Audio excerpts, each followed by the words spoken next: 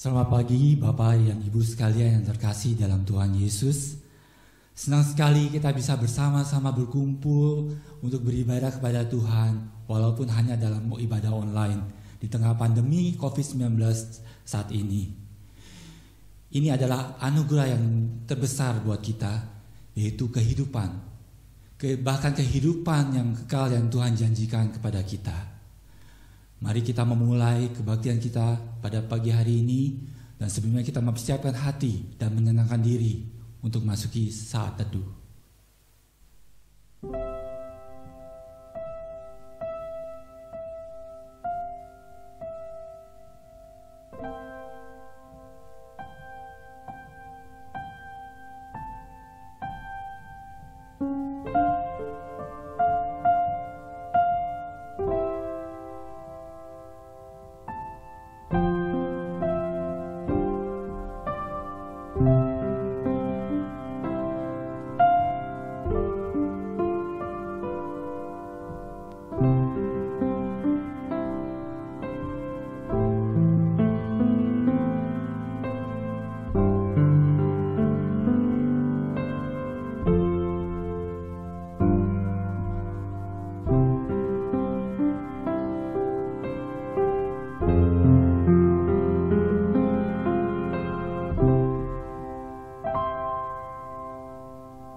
Mari semua jemaat kita bangkit berdiri.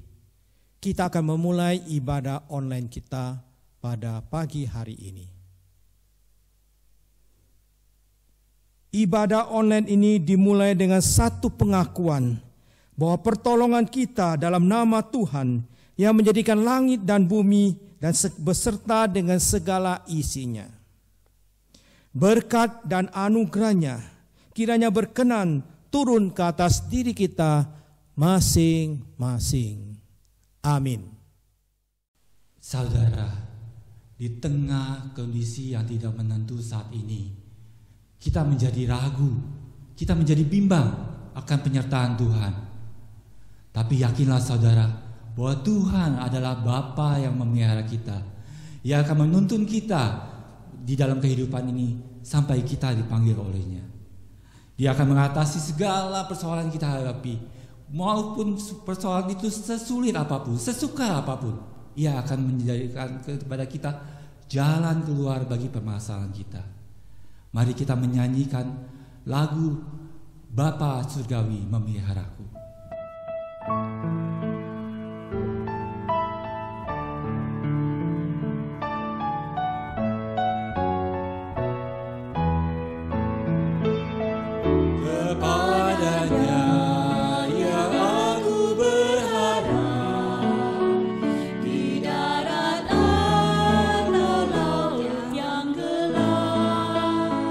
Setiap saat ku berharap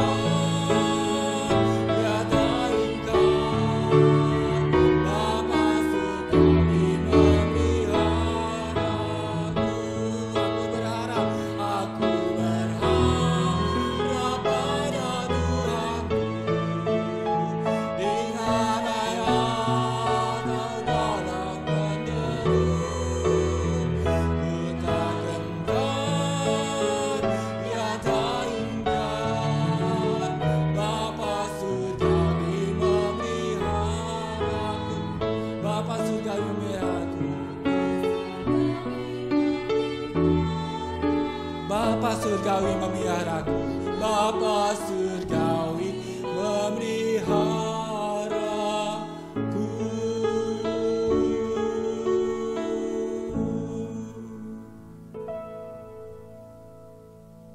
Saat ini, mari kita bangkit berdiri untuk mengikrarkan pengakuan iman kita, pengakuan iman rasuli. Pengakuan iman rasuli. Aku percaya kepada Allah, Bapa yang Maha Kuasa, Khalik langit dan bumi, dan kepada Yesus Kristus, Anaknya yang tunggal Tuhan kita, yang dikandung daripada Roh Kudus, lahir dari anak darah Maria, yang menderita sengsara di bawah pemerintahan Pontius Pilatus, disalibkan, mati dan dikuburkan, turun ke dalam kerajaan maut.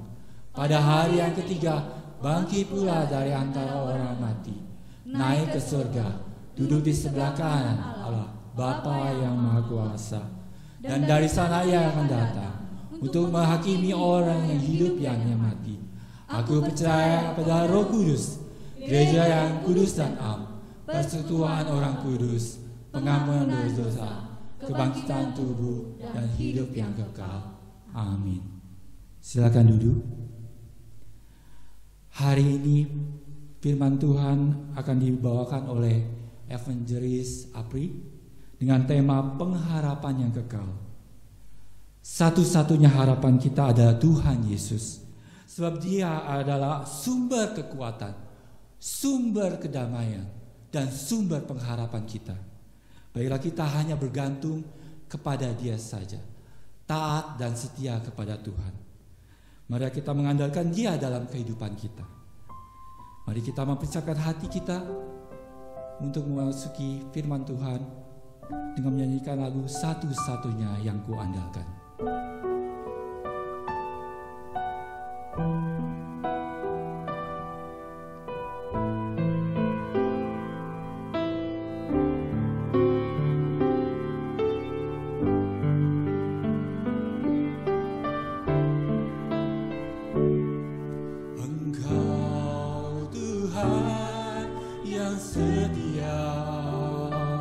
Waktumu selalu yang terbaik. Engkau Tuhan sandaranku, dan ku hanya akan berharap padamu.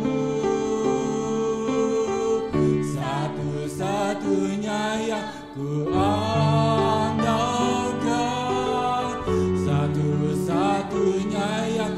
percaya, Engkau sumber kekuatan, sumber pengharapan, sumber kedamaian. Satu-satunya yang ku andalkan, satu-satunya yang ku percaya. Engkau Tuhan memberkati, Tuhan penyembuhku, Tuhan pemulihku.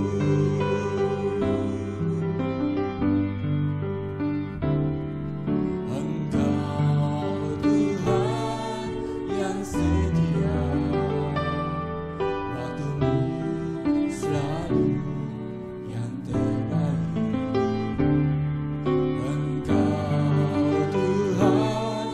Sandaranku,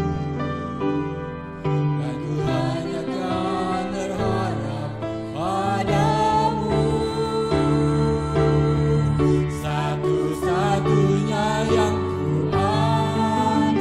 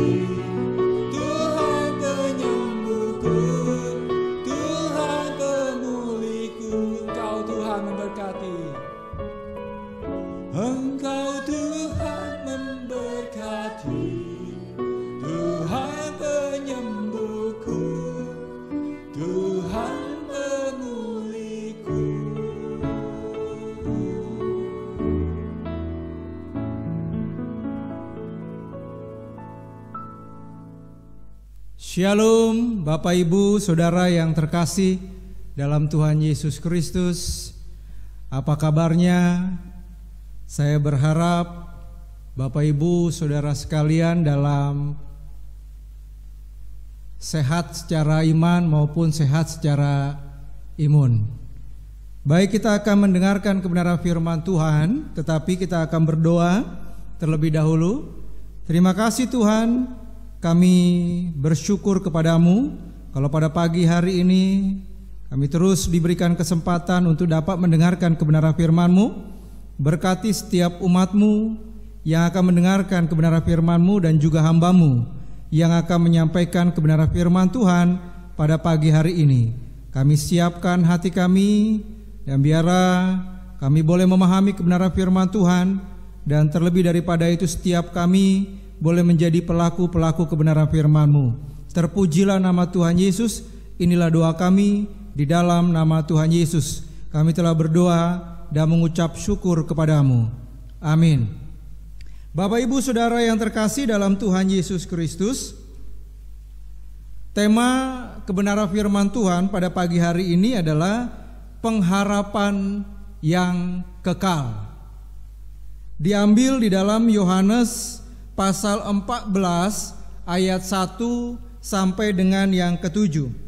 Saya akan bacakan untuk Bapak Ibu Saudara sekalian. Rumah Bapa, janganlah gelisah hatimu, percayalah kepada Allah, percayalah juga kepadaku. Di rumah Bapakku banyak tempat tinggal. Jika tidak demikian, tentu aku mengatakannya kepadamu. Sebab aku pergi ke situ untuk menyediakan tempat bagimu. Dan apabila aku telah pergi ke situ dan telah menyediakan tempat bagimu, aku akan datang kembali dan membawa kamu ke tempatku, supaya di tempat di mana aku berada, kamu pun berada. Dan kemana aku pergi, kamu tahu jalan ke situ. Kata Thomas kepadanya, Tuhan, kami tidak tahu kemana engkau pergi, jadi bagaimana kami tahu jalan ke situ? Kata Yesus kepadanya, akulah jalan dan kebenaran dan hidup. Tidak ada seorang pun yang datang kepada Bapa kalau tidak melalui aku. Sekiranya kamu mengenal aku, pasti kamu juga mengenal Bapakku. Sekarang ini kamu mengenal Dia dan kamu telah melihat Dia. Sedemikian jauh pembacaan kebenaran firman Tuhan. Yang berbahagia adalah setiap kita yang membaca, merenungkan kebenaran firman Tuhan, dan yang paling berbahagia adalah setiap kita yang menjadi pelaku-pelaku kebenaran firman Tuhan. Terpujilah Tuhan Yesus. Bapak Ibu Saudara yang terkasih dalam Tuhan Yesus Kristus, bagian ini dimulai dengan kalimat, janganlah gelisah hatimu. Ya. Ini dikatakan Tuhan Yesus kepada murid-muridnya. Janganlah gelisah hatimu, saudara. Apa yang membuat murid-murid gelisah? Setidaknya ada dua, yaitu yang pertama, Yesus memperingatkan Petrus. Ya, kalau kita melihat di dalam Yohanes 13 ayat 36 sampai dengan yang ke-38. Bagaimana kemudian Tuhan Yesus memperingatkan Petrus ketika Tuhan Yesus kemudian mengatakan, aku akan pergi. Petrus kemudian bertanya, kemana engkau akan pergi? Kemudian Tuhan Yesus mengatakan, kemana aku pergi, engkau tidak akan mengikuti aku sekarang. Dengan gagahnya kemudian Petrus mengatakan, nyawaku aku akan berikan asal aku ikut engkau Tuhan. Tapi kemudian Tuhan Yesus mengatakan, nyawamu akan kau berikan kepadaku, padahal sebelum ayam berkokok nanti engkau akan menyangkal aku sebanyak 3 kali. Bapak Ibu Saudara yang terkasih dalam Tuhan Yesus Kristus, bagian sebelumnya juga Yudas diperingatkan oleh Tuhan Yesus, karena Yudas akan menyerahkan Tuhan Yesus. Bapak Ibu Saudara yang terkasih dalam Tuhan Yesus, inilah yang menjadi kegelisahan murid-murid. Petrus diperingatkan Tuhan Yesus akan menyangkal 3 kali. Yudas, bendahara, di antara tim 12 murid Tuhan Yesus, diperingatkan Tuhan karena akan menyerahkan dia. Murid-murid yang lain gelisah. Apa yang akan Tuhan Yesus peringatkan kepada mereka? Saudara, kalau kita melihat bagian ini, Tuhan Yesus adalah pribadi yang tahu mengenai murid-muridnya, bahkan sampai kedalaman hati murid-muridnya.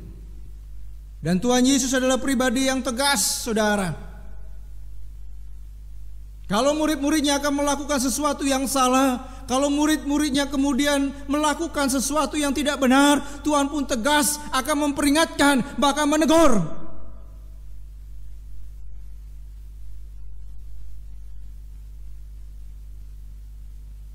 Dan seharusnya kita berterima kasih kalau kita salah kemudian ada orang yang berani menegur kita. Ya. Ini yang menjadi kegelisahan yang pertama, murid-murid. Yang kedua, saudara, apa yang menjadi kegelisahan murid-murid, saudara? Yang kedua, karena Yesus akan meninggalkan mereka. Di dalam Yohanes pasal yang ke-13 ayat 33 dikatakan, "Hai anak-anakku, hanya seketika saja lagi aku ada bersama kamu.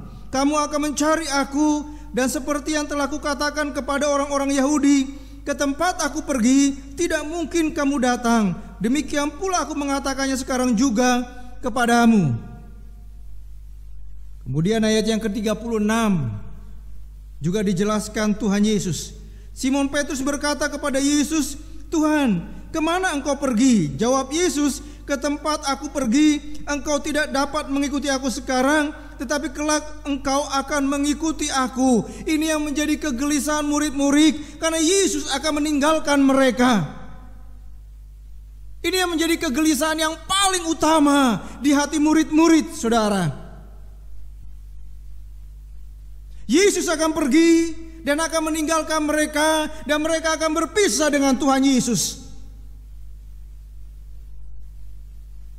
Apalagi di sana dikatakan bahwa ke tempat aku pergi sekarang engkau tidak dapat mengikuti aku.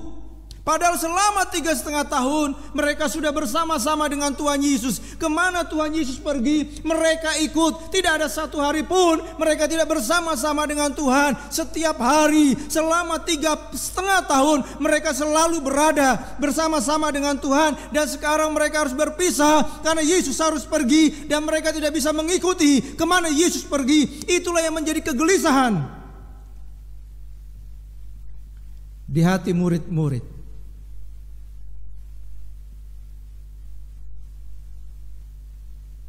Bapak Ibu Saudara yang terkasih dalam Tuhan Yesus Kristus, untuk meredakan, menenangkan kegelisahan murid-murid saudara, Tuhan Yesus harus menjelaskan tujuan kepergiannya.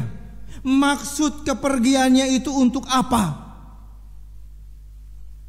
Itulah sebabnya saudara, di dalam Yohanes pasal yang ke-14 ayat yang kedua, ini berkaitan tentang tujuan kepergian Tuhan Yesus. Di situ dikatakan, "Di rumah Bapakku banyak tempat tinggal. Jika tidak demikian, tentu aku mengatakannya kepadamu, sebab aku pergi ke situ." Di situ dijelaskan tentang tujuan bahwa aku pergi ke situ. Artinya bahwa Yesus pergi ke rumah Bapa.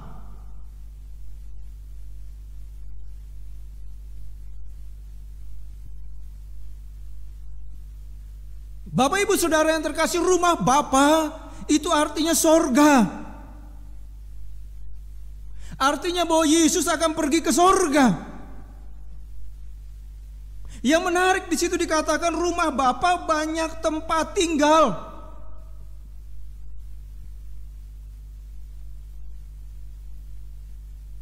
Apa artinya banyak tempat tinggal?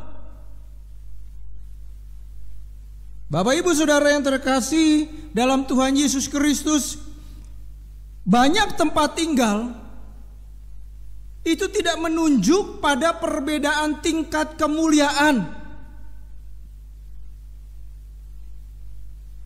tidak menunjuk bahwa di rumah Bapa atau di surga nanti ada perbedaan tipe rumah yang akan dimiliki oleh setiap orang yang percaya kepada Tuhan. Kalau dia rajin ke gereja, maka kemudian dia mendapatkan rumah tipe 70.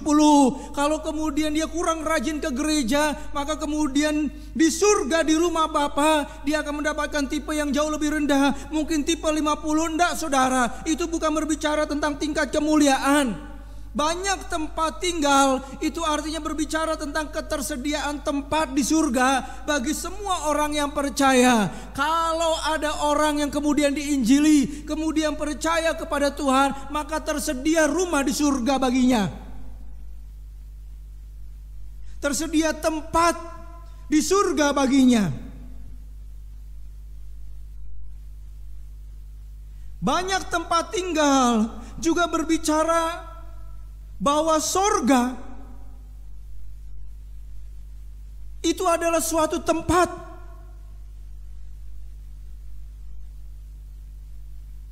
bukan hanya sekedar berbicara tentang situasi, suasana, kondisi yang menyenangkan di sana.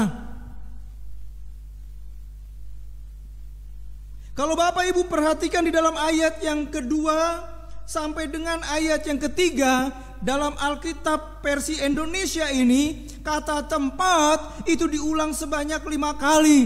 Ini menunjukkan bahwa sorga, rumah Bapa itu adalah betul-betul real, merupakan suatu tempat yang nyata. Kalau sorga itu tempat yang real, tempat yang nyata, demikian juga dengan neraka.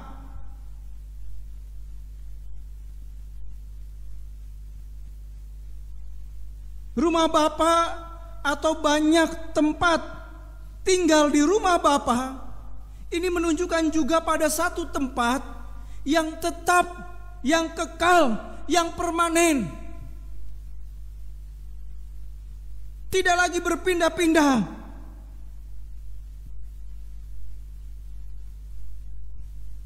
Bapak Ibu Saudara yang terkasih dalam Tuhan Yesus, di dunia ini kita hidup seperti pengembara,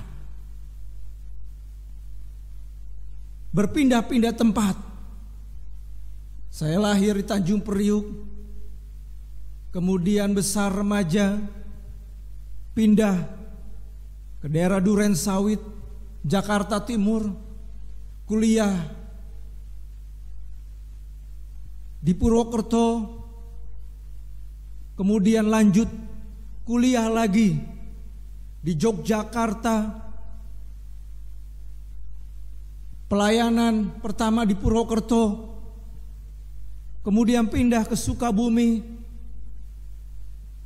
ngambil kuliah lagi di Cimahi, di Bandung, dan kemudian sekarang pelayanan di Tangerang. Sudah berapa kali selama saya hidup sampai detik ini di dalam dunia, sudah berpindah-pindah tempat, saudara. Tetapi kemudian di sana dikatakan banyak tempat tinggal di rumah Bapa. Ini menunjukkan bahwa sorga atau rumah Bapa adalah satu tempat yang tetap, yang kekal, yang permanen, saudara. Kita di sana tidak akan hidup seperti pengembara, berpindah-pindah tempat lagi. Selamanya kita akan ada di sana sampai kepada kekekalan, saudara.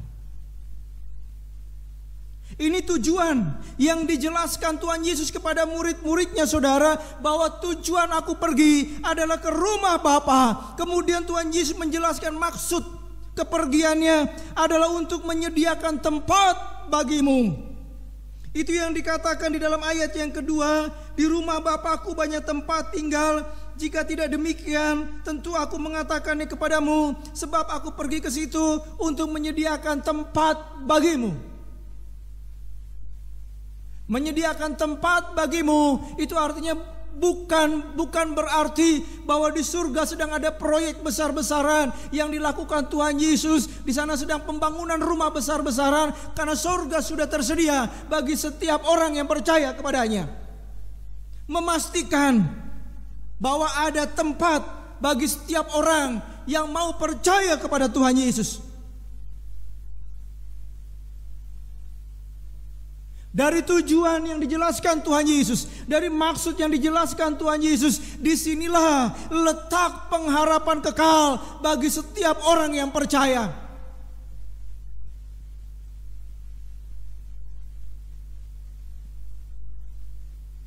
Itulah sebabnya Yesus berkata, jangan gelisah hatimu. Jangan seperti orang yang tidak punya pengharapan. Di dalam kekristenan selalu ada kepastian, bukan keraguan-raguan. Bapak Ibu Saudara yang terkasih dalam Tuhan Yesus, setidaknya ada 2 J yang memastikan pengharapan kekal bagi setiap orang yang percaya. Yang pertama, janji Tuhan. Ayat yang ketiga dikatakan, aku akan datang kembali. Di situ dikatakan, dan apabila aku telah pergi ke situ ke rumah Bapa dan kemudian telah menyediakan tempat bagimu, memastikan bahwa di surga tersedia tempat bagi setiap orang yang percaya. Kemudian di situ dikatakan ada janji bahwa aku akan datang kembali. Dikatakan,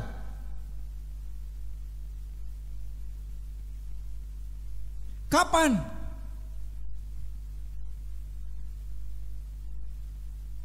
Bagian ini berkaitan tentang kedatangan Kristus kedua kali.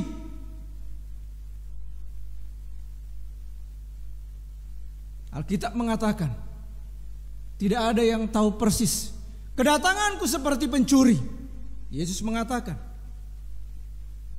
kedatanganku yang kedua kali seperti kilat. Memang Tuhan Yesus menjelaskan dalam Matius 24 tentang tanda-tanda kedatangannya.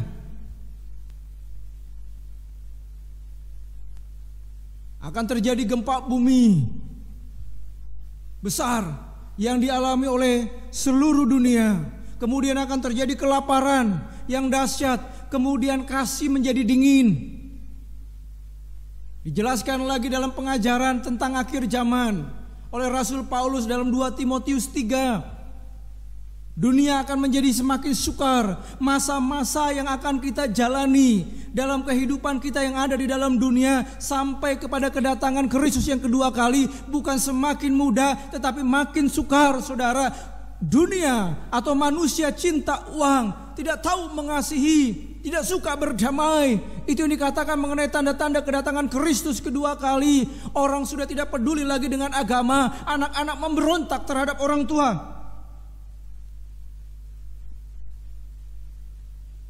Itu tanda-tanda, saudara. Tetapi persisnya siapapun juga gak tahu. Karena Yesus berkata, kedatanganku itu seperti pencuri.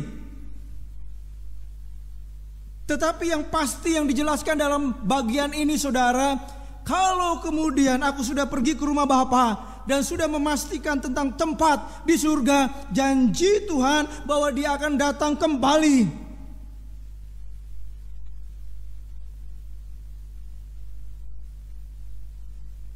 Janjinya, saudara, membawa kamu ke tempatku. Ini sebuah kepastian. Kita gak akan dibawa ke neraka. Tapi janji Tuhan bahwa setiap orang yang percaya, murid-murid pada waktu itu, dan setiap orang yang percaya sampai detik ini, Tuhan berjanji bukan hanya dibawa ke tempat, tetapi di sana aku berada, kamu pun berada bersama-sama dengan aku. Bukankah ini menjadi isi doa dari Tuhan Yesus di dalam Yohanes pasal yang ke-17 ayat yang ke-24, saudara, dikatakan, ya Bapa, aku mau supaya dimanapun aku berada, mereka juga berada bersama-sama dengan aku. Mereka yang telah Engkau berikan kepadaku, agar mereka memandang kemuliaanku. Ini doa Tuhan Yesus kepada Bapa di surga. Isinya adalah supaya setiap orang yang percaya kepadaku ada bersama-sama dengan aku dimanapun aku berada. Ketika aku berada di rumah Bapa, mereka juga berada bersama-sama dengan aku. Itu doa Tuhan Yesus. Saudara, supaya di tempat di mana aku berada, kamu pun berada. Artinya apa, saudara? Tuhan Yesus bukan hanya menginginkan murid-murid ke surga. Tuhan Yesus bukan hanya menginginkan kita ke surga, tetapi yang paling utama adalah persekutuan antara dirinya dengan setiap orang yang percaya di surga. Tuhan lebih mementingkan persekutuan dengan setiap orang yang percaya kepadanya. Aplikasinya bagi kita, Bapak Ibu Saudara yang terkasih dalam Tuhan Yesus, apakah saudara juga mementingkan persekutuan dengan Tuhan Yesus?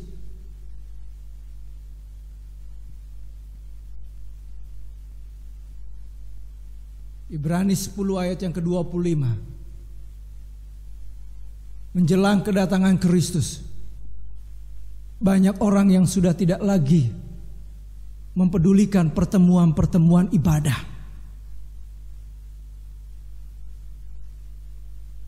Sama seperti yang dijelaskan di dalam 2 Timotius 3 oleh Rasul Paulus, di akhir zaman orang sudah tidak mempedulikan agama.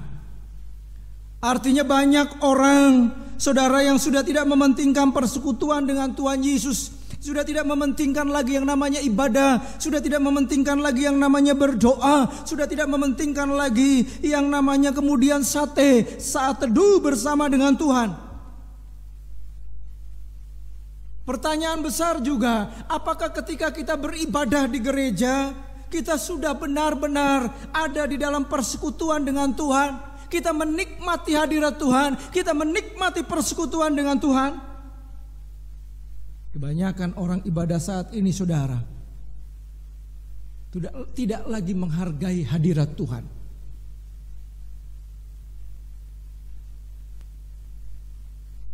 Ya, bermain HP dan sebagainya itu lebih penting dibandingkan dengan menikmati ibadah dari awal sampai akhir. Menikmati ibadah, indahnya persekutuan bersama dengan Tuhan. Apakah ketika kita berdoa, kita benar-benar bersekutu dengan Allah? Bisa saja kita berdoa, tetapi sebenarnya kita tidak sedang bersekutu dengan Allah. Berdoa itu mungkin hanya sekedar menjadi sebuah tradisi. Berdoa itu mungkin hanya menjadi sebuah rutinitas. Berdoa itu mungkin menjadi bacaan hafalan yang setiap hari persis sama, dinaikkan, dipanjatkan untuk Tuhan.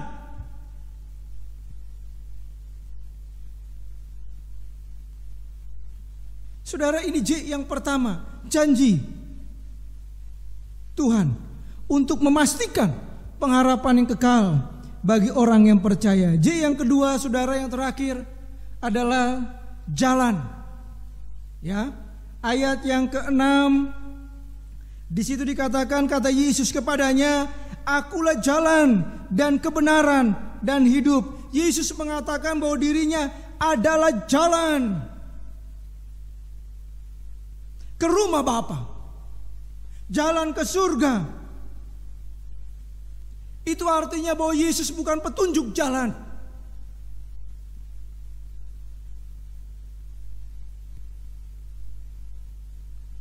Ketika kemudian ditanya mungkin sama seseorang, jalan ke surga lewat mana? Yesus kemudian akan menunjukkan, nanti kalau kemudian ada pertigaan, belok kanan dan sebagainya, itu artinya petunjuk jalan. Tetapi akulah jalan, itu mengartikan bahwa Yesus itu bukan petunjuk jalan, tetapi Yesus itu sendiri adalah jalannya untuk ke rumah Bapa atau ke surga. Bahkan dalam bagian ini dijelaskan bahwa Yesus itu adalah satu-satunya jalan ke surga. Karena jalan ke surga itu enggak ada, enggak banyak, saudara. Hanya satu, yaitu melalui Yesus. Bapak Ibu, ada pepatah yang mengatakan banyak jalan menuju ke Roma. Ya, banyak jalan menuju ke gereja ini. Kalau tadi saya lewat jalan biasa, tapi untuk menuju ke gereja ini bisa lewat jalan tol. Saudara, setidaknya ada 2 jalan alternatif untuk menuju gereja Tuhan di tempat ini. Di dunia ini untuk menuju satu tempat ada banyak jalan, saudara, dan bisa menggunakan transportasi apapun juga. Kalau tempat yang kita tuju mungkin dekat, kita bisa jalan kaki. Kalau tempat yang kita tuju agak jauh, kita bisa menggunakan transportasi. Ada busway, ada Transjakarta, saudara. Ada kemudian KRL, ada GrabCar, ada Gojek dan sebagainya yang bisa kita pakai sebagai transportasi untuk menuju ke satu tempat. Tetapi di situ dijelaskan kalau untuk ke surga nggak bisa pakai transportasi apa-apa, nggak bisa melalui jalan yang lain, saudara. Hanya melalui Yesus, satu-satunya jalan ke surga.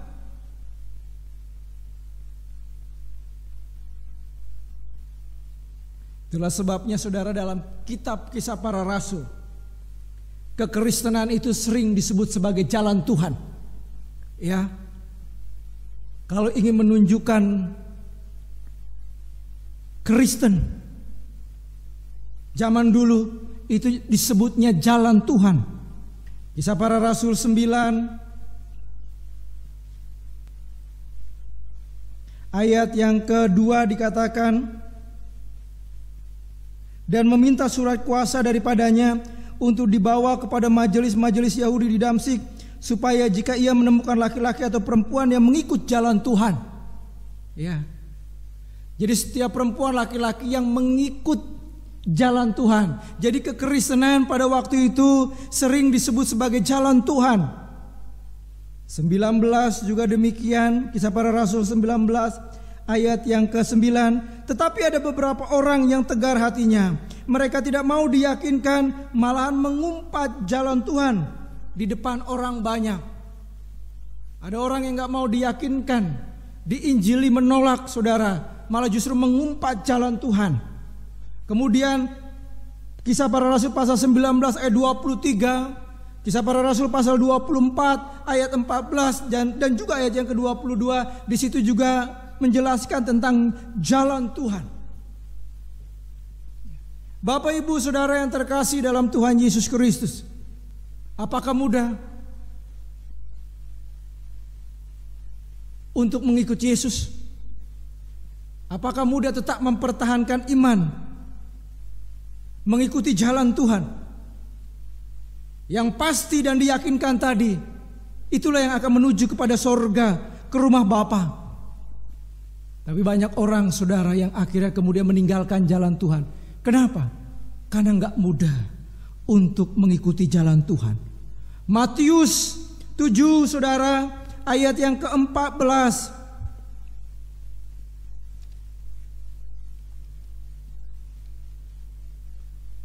Saudara, dikatakan begini, Matius 7 ayat yang ke-14.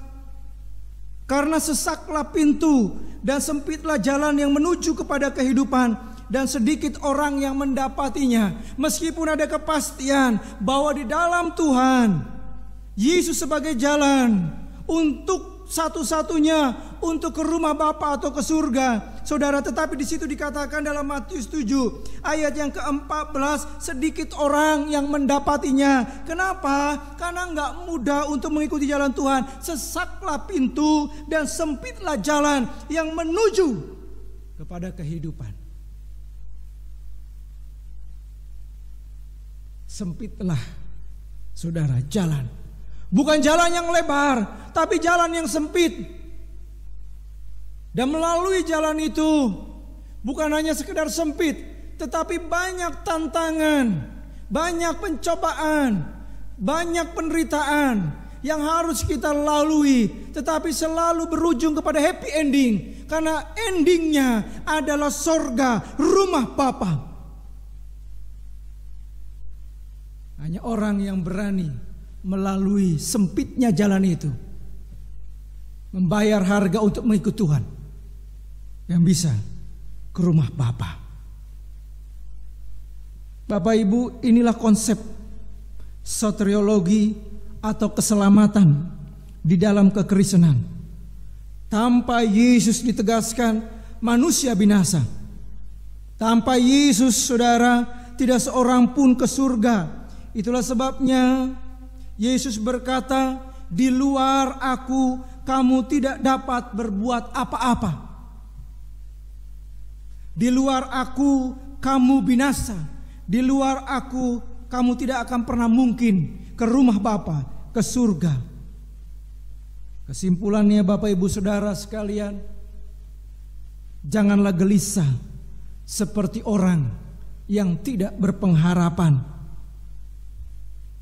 Percayalah kepada Tuhan Yesus sampai akhir hidupmu. Seperti Rasul Paulus, moto hidupnya, bagiku hidup adalah Kristus dan mati adalah keuntungan. Selama hidup, aku tidak akan pernah mengingkari Kristus Yesus dalam hidupku, apapun yang terjadi. Mati adalah keuntungan karena bisa berdiam dengan Tuhan di rumah Bapa, di surga. Satu lagi kesimpulannya saudara, lakukanlah tetap pekerjaan-pekerjaan yang Yesus lakukan. Itu yang tertera di dalam Yohanes pasal 14 ayat yang ke-12. Demikianlah kebenaran firman Tuhan. Jangan gelisah, percaya dan tetap setia dalam melayani Tuhan. Amin. Mari kita berdoa. Terima kasih Tuhan, Engkau telah memberikan pengharapan yang kekal, dan itu sebuah kepastian ya Bapa. Engkau pergi jelas tujuannya ke rumah Bapa untuk menyediakan tempat bagi kami. Itu maksud kepergianmu ya Bapa. Dan ada kepastian di dalam 2J, janji Tuhan yang tidak pernah Tuhan ingkari. Janjimu iya dan amin, pasti akan ditepati ya Bapa. Janjimu bahwa Engkau akan datang kembali membawa kami ke rumah Bapa. Di mana Engkau berada, kami pun berada bersama-sama dengan Engkau. Ada persekutuan yang indah di sana. Dan juga jalan bahwa Yesus adalah jalan satu-satunya. Tidak ada jalan lain untuk bisa ke rumah Bapa selain melalui Engkau. Engkau bukan petunjuk jalan, tetapi Engkau adalah jalan itu sendiri. Terima kasih Tuhan, kami bersyukur berkati setiap umat-Mu yang sudah mendengar, dan juga hamba-Mu yang sudah menyampaikan kebenaran firman Tuhan. Dan biarlah setiap kami boleh menjadi pelaku-pelaku kebenaran firman Tuhan yang setia, sehingga kami berbahagia melalui setiap perbuatan kami yang menerapkan firman dalam kehidupan kami. Terpujilah nama Tuhan Yesus. Inilah doa kami. Di dalam nama Tuhan Yesus kami telah berdoa dan mengucap syukur kepadamu. Amin. Bapak Ibu Saudara kekasih, sekarang kita akan menaikkan doa syafaat. Doa syafaat ini yang akan saya pimpin. Mari kita berdoa. Kami sungguh bersyukur kepadamu ya Tuhan, kalau kami boleh mengikuti ibadah online pada pagi hari ini. Kami berharap kiranya firman-Mu yang sudah kami dengar selalu menguatkan hati kami, menguatkan semangat kami, agar kami tetap setia mengasihi Tuhan di tengah-tengah COVID-19 ini. Biar kami terus mengasihi dan mencintai Tuhan. Kami berdoa ya Tuhan Yesus, kami sungguh bersyukur dan berterima kasih kepadamu. Situasi yang sulit ini, Tuhan masih menjaga dan memelihara kehidupan kami, sehingga segala kebutuhan yang kami butuhkan, baik itu makanan, minuman, kesehatan, dan pertolongan yang Tuhan berikan kepada kami, yang kami rasakan selalu ada setiap hari. Terima kasih untuk semua ini Tuhan. Kami juga berdoa ya Tuhan Yesus, untuk saudara-saudara kami, rekan-rekan sebangsa negara kami, yang pada hari ini mereka kehilangan pekerjaan, atau mereka dirumahkan, ataupun gaji mereka dipotong. Kiranya Tuhan menolong mereka, dan juga biar pemerintah sekarang akan membantu mereka, dan mereka bisa mendapatkan pertolongan, sehingga mereka bisa berkecukupan untuk kebutuhan diri mereka dan juga untuk kebutuhan sisi keluarga mereka. Kami berdoa ya Tuhan Yesus, di tengah-tengah mewabahnya COVID-19 ini, tolong kepada kami Tuhan, jagalah agar iman kami, agar kasih kami, agar cinta kami, semangat kami kepadamu tidak goyah, tidak luntur, tetapi tetap teguh, tetap tidak tergoyahkan. Tuhan, tolonglah kepada kami. Kami percaya Tuhan, badai ini akan berlalu. Tapi Tuhan, tolong kepada kami supaya kami bisa mengatasi, bisa Tuhan kuat menghadapi semua badai ini.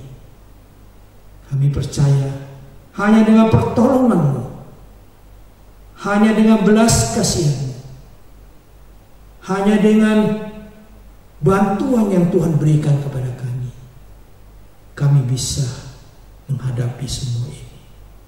Maka itu Tuhan, betapa pentingnya kami Engkau tolong, Engkau bantu, supaya kami tetap menjadi orang-orang yang setia di tengah kesulitan, di tengah mewabahnya COVID-19 ini, agar kami tetap setia mengiring Engkau, mengikut Engkau.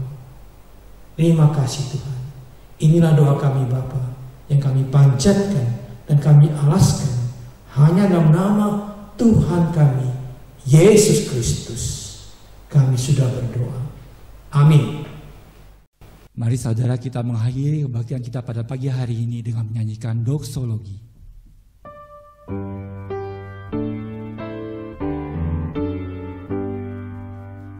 Puji Allah Bapa Putra, puji Allah Roh Kudus, ketiganya yang esa, pohon selamat sumber berkah.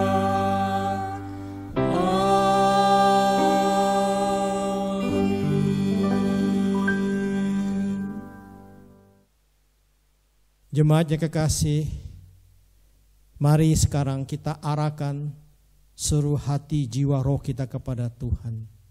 Dia sumber berkat, akan memberkati kita sekalian. Kiranya cinta kasih daripada Allah Bapa yang tidak berkesudahan selalu ada di atasmu, dan damai sejahtera dari Tuhan kita Yesus Kristus kiranya terus menerus memenuhi hati dan pikiranmu. Pertolongan, penghiburan, gerakan Roh Kudus senantiasa diam menyertai kehidupanmu mulai hari ini hingga sampai selama-lamanya. Amin.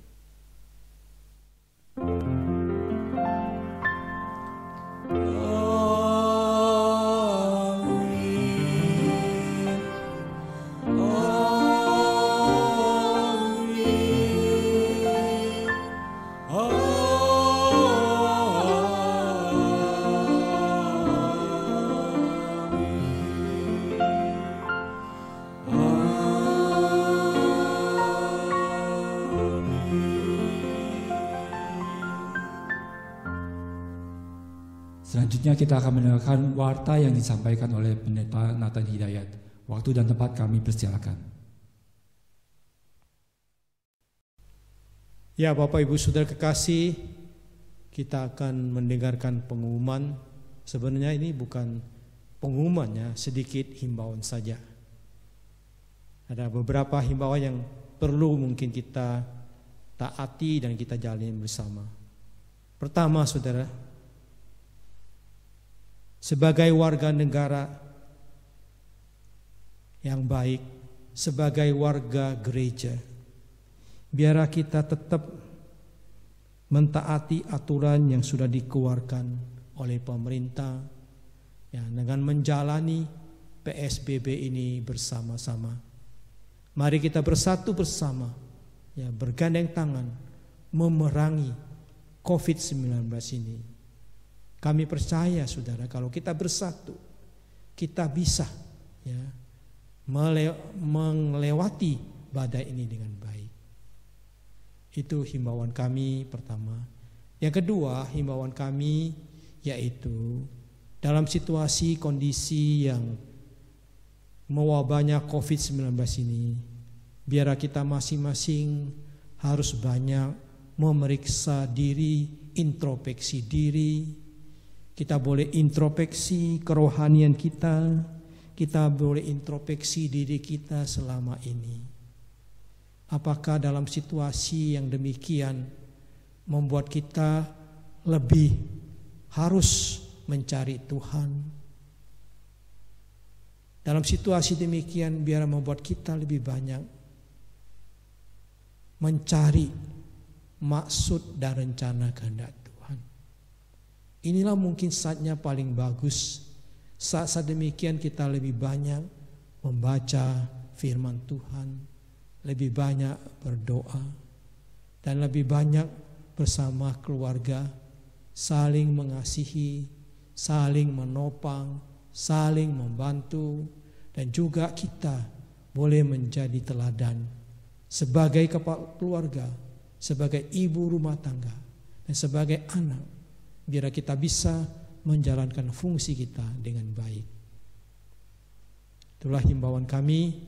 Yang ketiga, saudara, sekiranya saudara ya, tergerak oleh Tuhan untuk memberikan persembahan, Bapak Ibu bisa memberikan persembahan di Yayasan GKPI Kartini di BCA dengan nomor rekening 001 373 1150. Demikianlah ya himbauan kami dan pengumuman kami. Terima kasih, Tuhan memberkati saudara. Amin.